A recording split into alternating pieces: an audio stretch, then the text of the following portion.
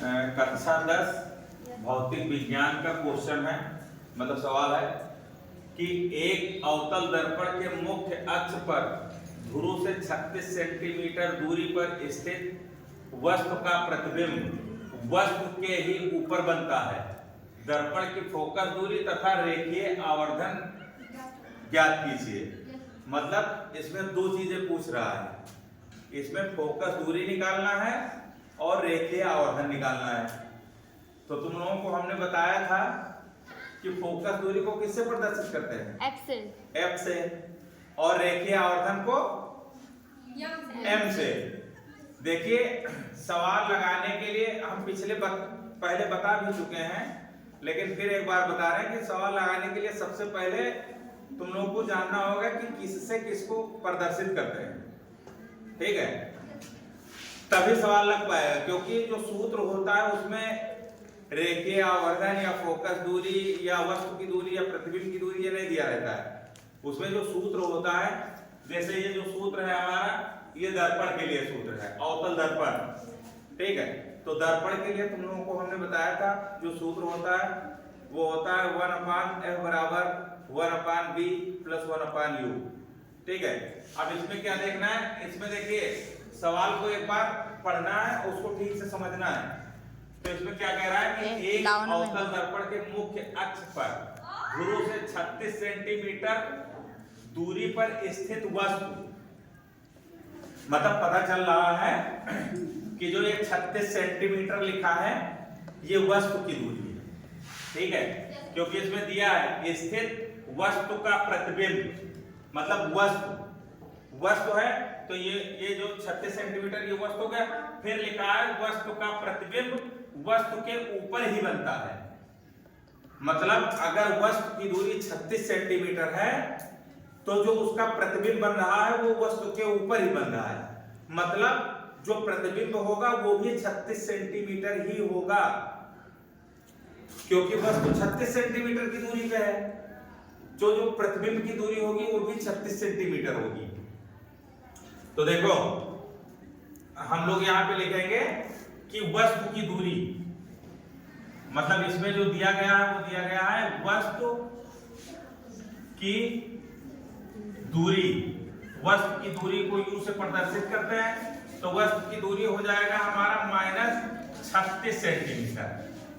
मतलब वस्तु की दूरी जो होती है वो माइनस में लिखी जाती है।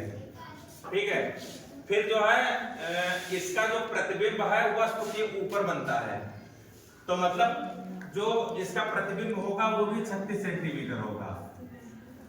मतलब प्रतिबिंब की दूरी, प्रतिबिंब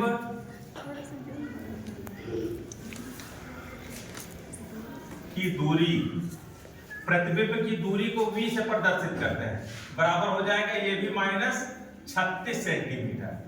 ठीक है, अब ये क्लियर हो गया कि इसमें क्या चीज दिया गया है, वस्तु की दूरी और प्रतिबिंब की दूरी दी गई है। अब हमको निकालना क्या है उसको भी लिखेंगे। तो निकालना है हमको फोकस दूरी ज्ञात करनी है। तो यहां पे लिखेंगे हम फोकस दूरी F बराबर क्वेश्चन मार्क, फोकस दूरी F बराबर क्वेश्चन मार्क, और लिखेंगे रेखीय आवर्धन M बराबर क्वेश्चन मार्क, रेखीय आवर्धन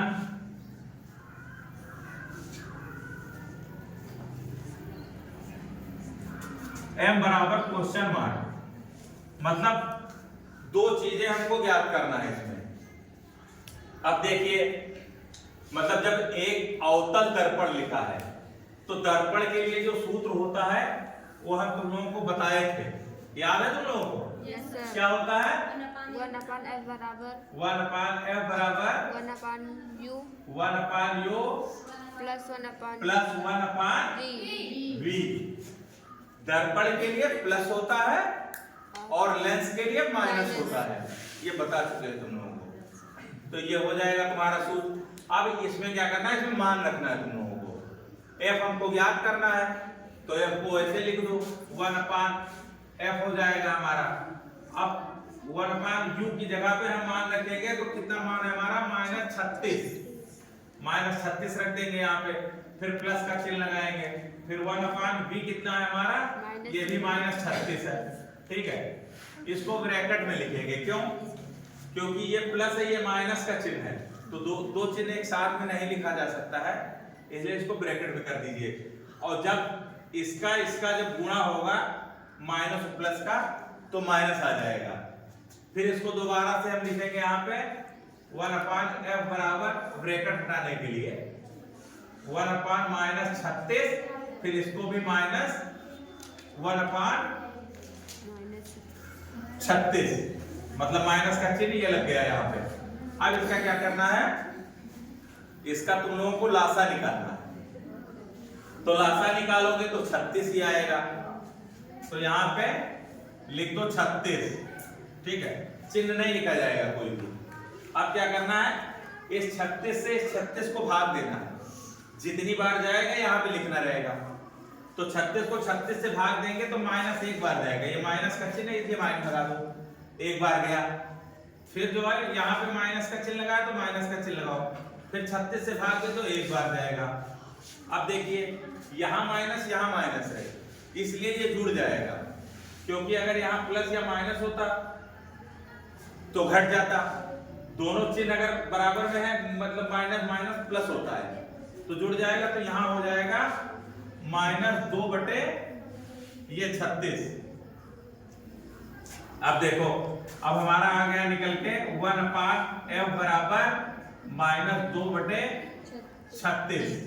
अब क्या करना है, इसका तिर्यक गुणा कर देना है। तिर्यक गुणा करेंगे तो आ जाएगा -2f बराबर 36। ठीक है, अब f हमको निकालना है, f को रोक लो, तो यहाँ 36 बटे हो जाएगा -2। ठीक है, अब इसको जो है काट दो तो 18 बार, मतलब 18 बार जाएगा, तो -18 -2 है, तो f बराबर हो गया हमारा -18 सेंटीमीटर। अब जो हमारी फोकस दूरी है वो निकल के आ गई, मतलब ये हो जाएगा हमारा फोकस दूरी f बराबर -18 सेंटीमीटर। अब देखिए, अभी जो है फोकस दूरी सिर्फ निकली है, अब हमको निकालना है रेखीय आवर्धन। ठीक है, तो रेखीय आवर्धन का भी तुम लोगों को हमने सूत्र बताया था। हाँ, रेखीय आवर्धन का जो सूत्र होता है वो होता है m बराबर -v/u। ठीक है, -v/u। अब इसमें भी मान रख दो, तो इसमें जब मान रखोगे तो ये माइनस का चिन्ह लगाओ, फिर यहाँ पे b कितना था हमारा, 18 था, नहीं सॉरी 36 था। ठीक है, 36, और u कितना था, ये भी -36 था। ठीक है, ये यहाँ पे लगाओ माइनस का चिन्ह, यहाँ माइनस रहेगा, और ये भी हमारा -36 था। ठीक है, अब इसको जब काटेंगे हम 36 को 36 से तो एक बार जाएगा, ये चिन्ह कट जाएगा तो एक माइनस बचेगा, तो हमारा जो रेखीय आवर्धन है वो आ गया हमारा m बराबर हो गया -1। ठीक है, तो यहाँ लिख दो रेखीय आवर्धन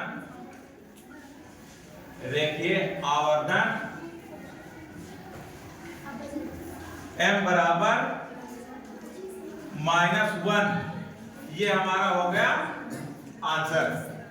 अब देखिए, अगर तुम लोगों को कोई चीज समझ में ना आई हो तो उसको पूछ सकते हो, सामने से पूछ सकते हो, या फिर अगर बाद में पूछना है तो कमेंट करके इस पे पूछ लेना।